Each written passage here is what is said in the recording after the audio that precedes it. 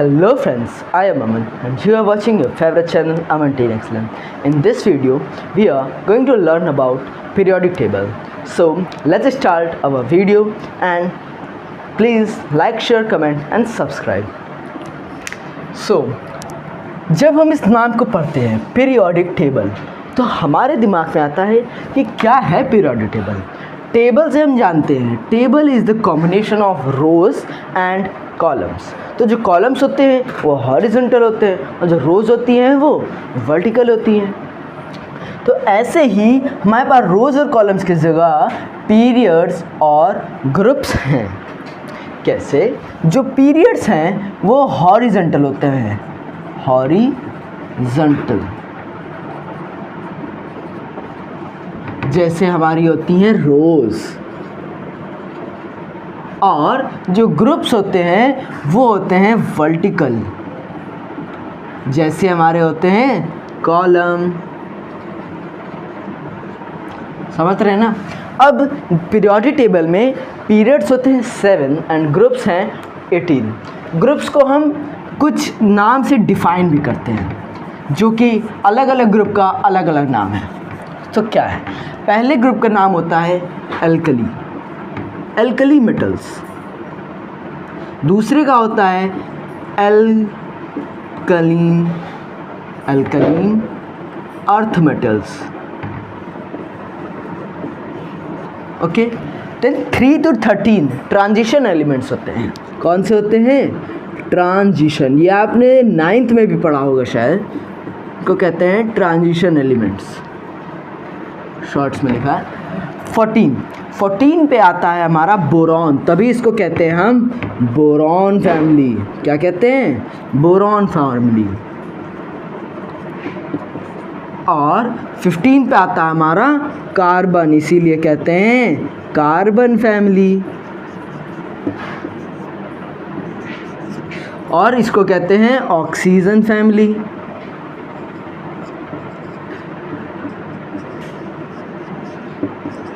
और जो 17 हैं उनको हैलोजन कहते हैं, हैलोजेंस। एंड 18 पे होते हैं हमारे सबसे प्यारे नोबल गैसेस या इनर्ट एलिमेंट्स।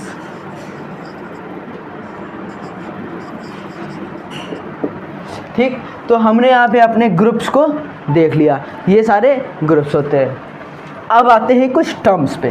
पीरियोडिक टेबल एक छोटा सा चैप्टर है, पर ये 10th ICSE के बोर्ड के एग्ज़ाम में सबसे ज़्यादा वेटेज कैरी करता है। तो इस चैप्टर को, अगर ये छोटा सा है, इसको अगर आप अच्छे से तैयार कर लेंगे तो आपके बोर्ड में 10 से 12 मार्क्स पक्के हैं। तो क्या है इसके टर्म्स? पहला टर्म है पीरियोडिसिटी।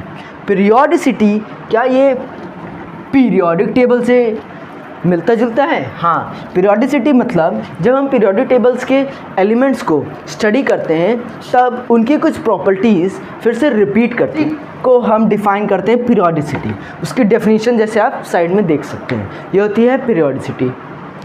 अब आता है एटॉमिक साइज़।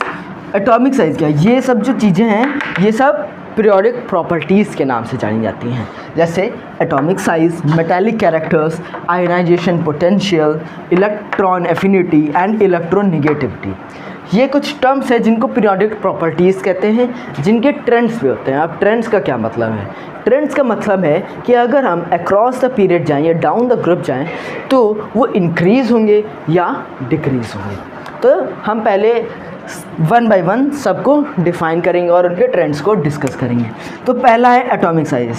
एटॉमिक साइज़ से what is atomic size? Atomic size is the distance between the nucleus, between the centre of the nucleus to the outermost cell. Let's say example, this is nucleus and these are cells. थोड़ा सा cells, हाँ ये nucleus है और ये sales है। अब इसके सेंटर से यहाँ तक की डिस्टेंस को हम लोग कहते हैं एटॉमिक साइज। ठीक, तो जो एटॉमिक साइज़ की आप डेफिनेशन भी देख सकते हैं। तो ये एटॉमिक साइज़ के सामने एरो इस तरफ बना है, इसका क्या मतलब है? तो दो चीज़ों से हम लोग चलते हैं, एक तो डाउन द ग्रुप, ठीक, जैसे ग्रुप है सारे 1 2 3 4 5 6 7 8 9 10, ठीक है। अब ग्रुप से नीचे आ रहे हैं हम, उसी ग्रुप में नीचे जा रहे हैं तो उसको कहते हैं डाउन द ग्रुप। और अक्रॉस द पीरियड, जैसे पीरियड 1 पीरियड 2 पीरियड 3 पीरियड 4 जैसे 7 तक, उसके अक्रॉस जब चलते हैं तो उसको कहते हैं अक्रॉस अ पीरियड। तो एटॉमिक साइज जो होता है वो नीचे जाने पे बढ़ता है, मतलब डाउन द ग्रुप जाने पे बढ़ता है। ऐसा क्यों? ऐसा इसलिए क्योंकि जब हम अक्रॉस द पीरियड चलते हैं तब जो प्रोटॉन है वो भी बढ़ रहे हैं, पर जो शेल है वो तो कांस्टेंट है। तो जब प्रोटॉन बढ़ते हैं तो न्यूक्लियर जो पुल होता है, न्यूक्लियर पुल भी बढ़ता है, तो जिससे वो इलेक्ट्रॉन को और तेज़ी से अट्रैक्ट करता है। जब अट्रैक्ट करता है तो एटॉमिक साइज़ कम होता जाता है, धीरे धीरे कम होता जाता है, जब तक लास्ट तक हम जाते हैं 18 तक। 1 से मैंने स्टार्ट किया, 18 तक आए तो एटॉमिक साइज उसका छोटा हो जाता है, इसलिए क्योंकि जो न्यूक्लियर पुल होता है वो बहुत बढ़ जाता है। आप जैसे घूम रहे हैं और आपको किसी ने खींच लिया तो आप उसके पास आ जाएंगे, ऐसे ही एटॉमिक साइज डिक्रीज़ हो जाता है। अब दूसरी बात करते हैं मेटेलिक कैरेक्टर्स। मेटेलिक कैरेक्टर्स मतलब कैरेक्टर्स ऑफ मेटल। जैसे कोई भी मेटल है जो 1 2 और 3 जिसके वैलेंस इलेक्ट्रॉन्स होते हैं वो होता है मेटल, जो लूज़ करता है इलेक्ट्रॉन को, उसी को कहते हैं मेटेलिक कैरेक्टर्स। अब ये भी नीचे जाने पे इंक्रीज़ करता है। कैसे? क्योंकि जब हम उस तरफ जाते हैं तो हमारे नॉन मेटल्स बढ़ते हैं, क्योंकि हमारा एटॉमिक साइज कम होता है और वैलेंस इलेक्ट्रॉन्स बढ़ते हैं।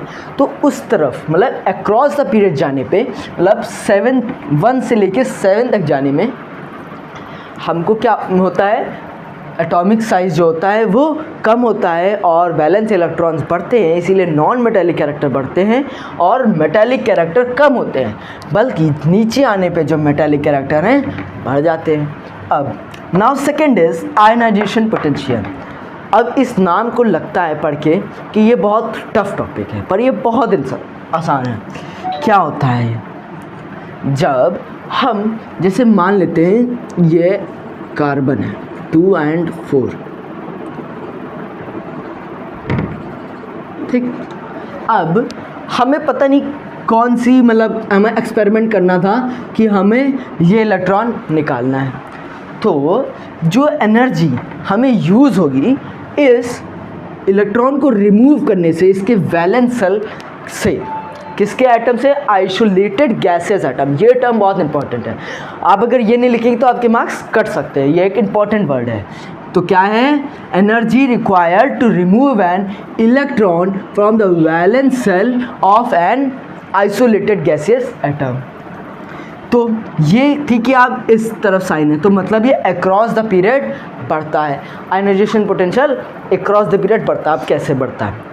जैसा कि आपको मैंने पहले बताया था जब एटॉमिक साइज के बारे में हम डिस्कस कर रहे थे कि जो न्यूक्लियर पुल होता है उसमें प्रोटॉन्स होते हैं, और जब हम अक्रॉस द पीरियड चलते हैं तो प्रोटॉन्स बढ़ते हैं, पर जो सेल है वो कांस्टेंट रहता है। तो जब प्रोटॉन बढ़ता है तो न्यूक्लियर पुल बढ़ता है, तो जिससे वो और अट्रैक्ट करता है, तो मतलब उन सब पे फोर्स बहुत ज़्यादा लग रहा है, तो हमें उसको निकालने के लिए और ज़्यादा फोर्स लगाना पड़ेगा, इसीलिए आयनाइजेशन पोटेंशियल बढ़ता रहता है। जब नीचे की तरफ जाते हैं तो शेल बढ़ जाते हैं, तो उन पर कम फोर्स लग रही होती है न्यूक्लियस से, तो हमें उसको निकालना आसान हो जाता है। अब जैसे इलेक्ट्रॉन एफिनिटी, अब जैसे हमने इस इलेक्ट्रॉन को यहाँ से हटा दिया था, इस इलेक्ट्रॉन को हमने यहाँ से हटा दिया था, किसकी मदद से? आयनाइजेशन पोटेंशियल की मदद से। अब क्या हुआ? अब हमें फिर से जो इसका इलेक्ट्रॉन था वो इसको वापस करना है। अब क्या करना पड़ेगा? तो इसको जब हमने निकाला था तो कुछ हमने एनर्जी लगाई थी, उसको निकाले तो एनर्जी इसी में चली गई थी। अब हमें अगर फिर से इसमें इलेक्ट्रॉन डालना है तो पहले उसकी एनर्जी जो इसके अंदर स्टोर है वो कुछ निकालनी पड़ेगी। अब जैसे मान लो कोई बस है, उसमें पहले जो 100 लोग हैं, उसकी कैपेसिटी थी 100 लोगों की और 100 लोग उसमें आ चुके हैं। अब अगर हमें एक और इलेक्ट्रॉन को या किसी एक पैसेंजर को उसमें चढ़ना है तो किसी ना किसी को तो निकलना पड़ेगा। तो जो इलेक्ट्रॉन हमें जो एनर्जी निकालनी पड़ती है ये 1 इलेक्ट्रॉन को ऐड करने में वैलेंस इलेक्ट्रॉन के आइसोलेटेड गैसियस एटम में, उसको कहते हैं हम इलेक्ट्रॉन एफिनिटी। ये भी बढ़ती है अक्रॉस द पीरियड, इसी वजह से क्योंकि न्यूक्लियर पुल उसका बढ़ जाता है तो हमें एनर्जी ज़्यादा निकालनी पड़ती है। अब आता है last term but not the least, ये बहुत पूछा जाता है, ये electronegativity and ionization potential bold में बहुत पूछा जाता है। क्या, what is electronegativity? So electronegativity क्या है? Tendency of an atom to attract shared pair of electron. So क्या मतलब हुआ इसका?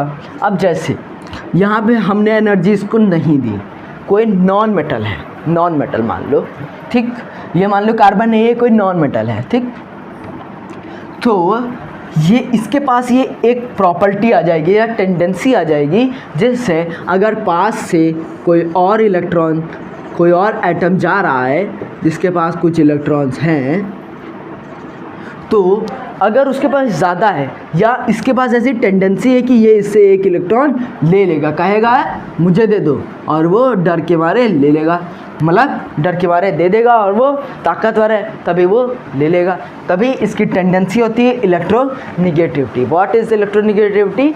Tendency of an atom to attract shared pair of electron. So this was my video.